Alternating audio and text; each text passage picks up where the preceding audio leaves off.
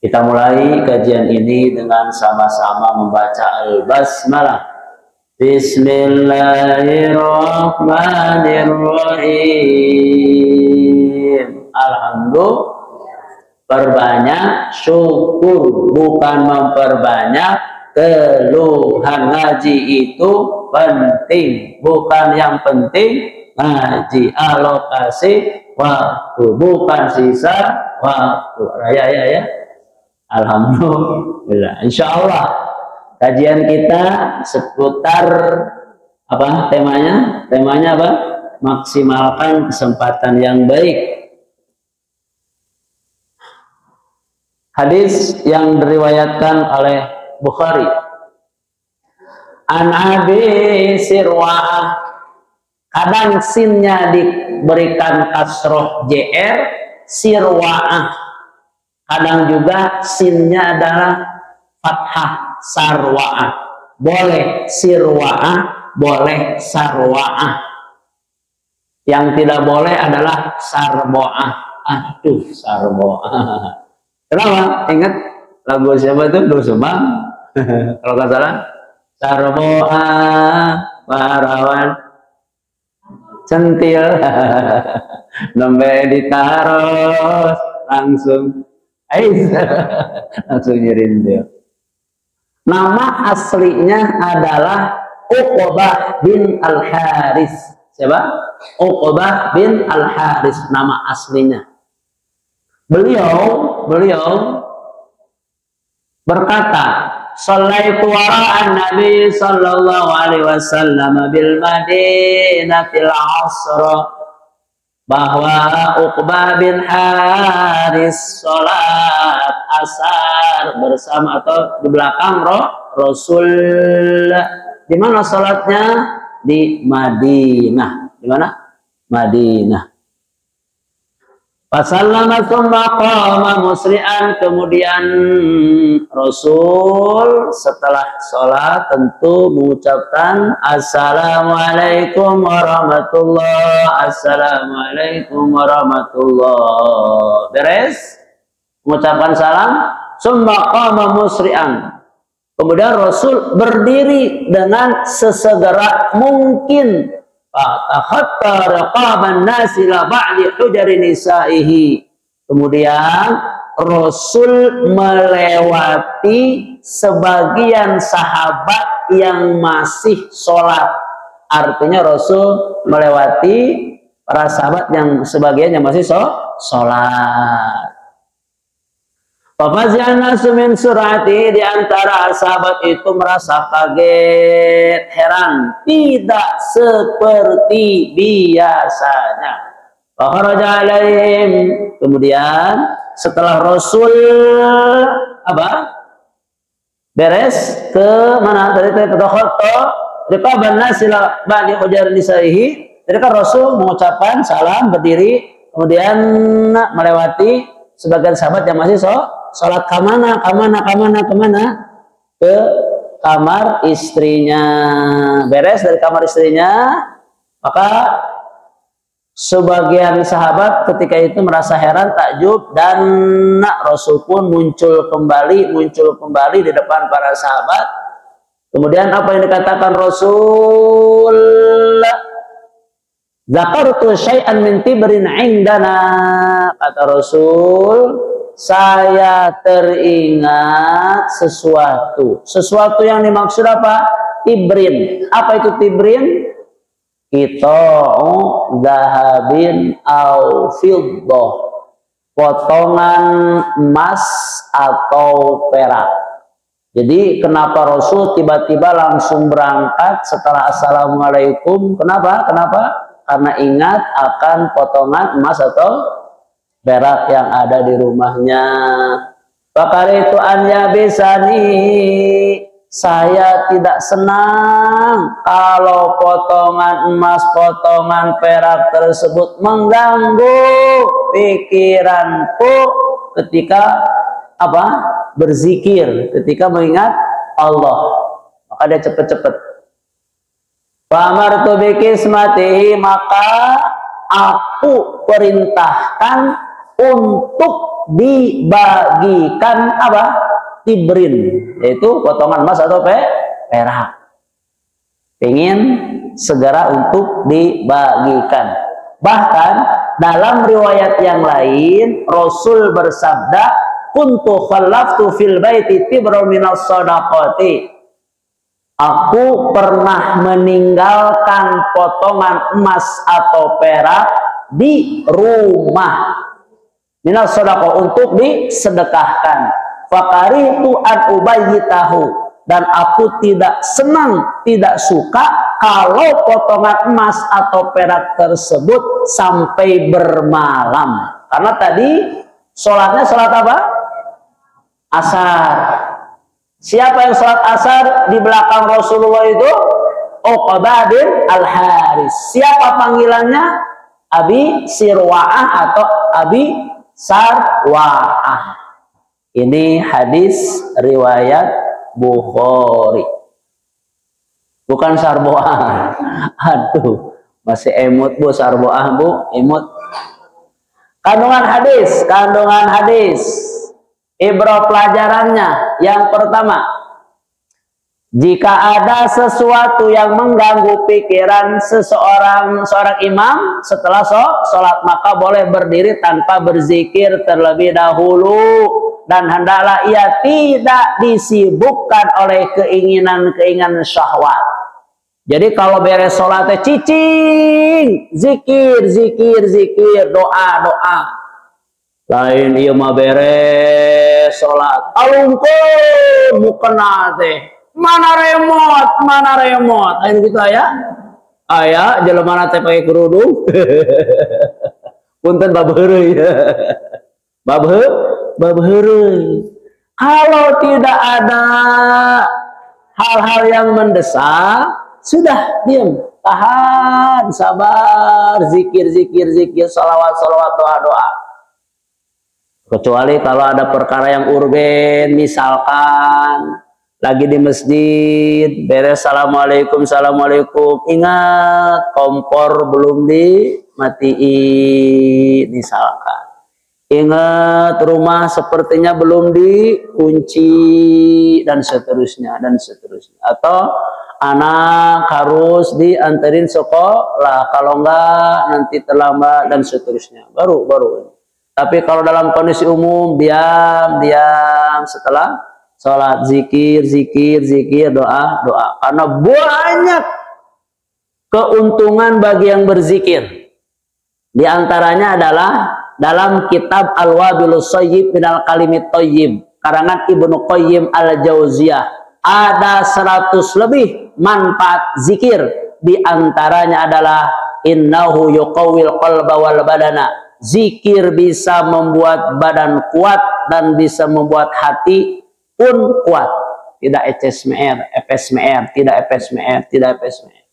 Kuat fisik kita. Maka para ulama dulu ba'da subuh zikir terlama sampai isyraq. Kadang isyraq dilanjutin sampai sholat duha.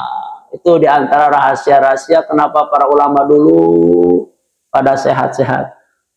Itu yang pertama.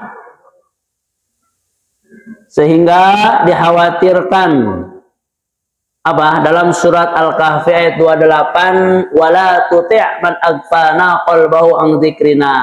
Janganlah engkau mengikuti orang yang hatinya telah kami lalaikan dari mengingat kami, serta menuruti keinginannya, keadaannya sudah melampaui batas. Kenapa, Pak? Di dalam kitab Al-Bahru Ra'iq fi Zuhdi Warraqa'iq dikatakan bahwa kenapa hati menjadi keras, kenapa kita diharapkan atau kita lalai dari mengingat Allah. Kenapa? Kata Dr. Ahmad Farid, wa yuqaddimul 'abdu hazzahu wa syahwatahu ala ta'atillahi wa mahabbati. Karena orang lebih memilih hawa nafsunya daripada taat kepada Allah dan meraih cintanya. Usaha-usaha barengi dengan usolli, gitu kan? Enak sinergi suami dan istri itu. Suami bekerja, istri ngamparkeun sajadah berdoa, Allahumma in kana rizqi fis samaa'i fa'anzilhu. Ya Allah, andaikan rizkiku berada di langit maka turunkanlah. Wa in kana fil ardi fa akhrijhu. Ya Allah, andaikan rizki suamiku berada di perut bumi maka keluarkanlah ya Rabb. Andaikan haram, halalkanlah ya Allah. Andaikan jauh, dekatkan. Enak rumah tangga sinergi suami istri. Itu dah ayah di situ. Salaki suami kerja pamajikan teh kumpul kumpul nyon seblak atuh. Momotoran momotoran pakai kacamata hidung cingdem ngeceng adem ayo gitu aya ya aya di mana Bu Pak di situ sinergi. Kalau kita dilalaikan dengan urusan dunia, naudzubillah. Ini coba kita tengok dalam ringkasan Ibnu Katsir ketika menjelaskan surat Al-Kahfi ayat 28. Apa kata beliau?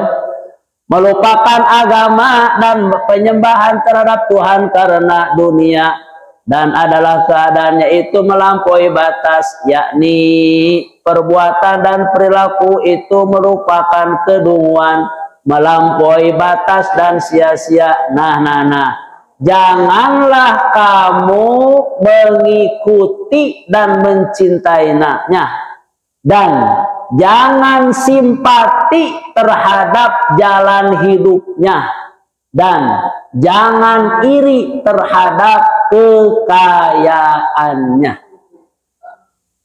Jadi tidak sedikit kadang kita iri kepada kekayaan orang lain, padahal belum tentu maslahat. Kata Ali karramallahu wajhah, harta itu, harta yang baik bukan diukur dari jumlah, tetapi diukur dari keberkahannya.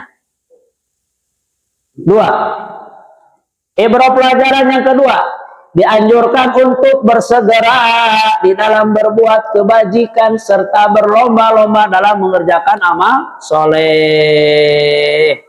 Allah berfirman, fastabiqul khairat, berlomba-lomba dalam kebaikan. Di dalam kitab buku Menuju Muslim Kafah halaman 117 dikatakan, sehingga dapat kita terjemahkan bahwa yang dimaksud dengan amal soleh adalah seluruh kegiatan yang secara sengaja dilakukan untuk mencapai tujuan tertentu yang memberikan manfaat dan sesuai dengan anjuran Quran dan hadis. Kemarin ada panitia-panitia kurban. Dari A sampai B diperhatikan, dari ujung ke ujung diperhatikan. Itu demi kemaslahatan, dan itu yang disebut dengan amal soleh. Segala kegiatan yang disengaja untuk mencapai manfaat. Maka dari istilah soluha lahir istilah islah. Apa itu islah?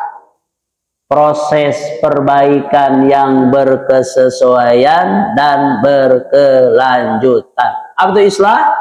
Proses perbaikan yang berkesesuaian dan berkelanjutan. Terus hari ini ada amal soleh berupa kurban, tahun depan kurban lagi, tahun depan kurban lagi. 3. Kesibukan berpikir di dalam sholat tidak membatalkan sholatnya, akan tetapi hanya dikhawatirkan bisa menghilangkan banyak kekhusyuan. Tidak batal. Allahu Akbar, ingat kunci motor di mana?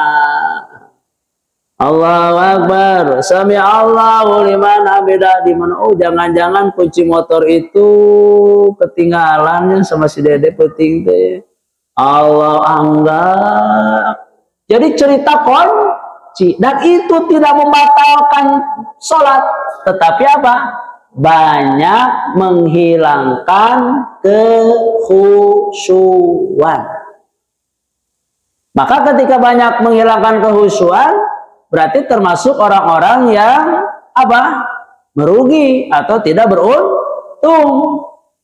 Dalam surat Al-Mu'minun ayat 1 sampai 2.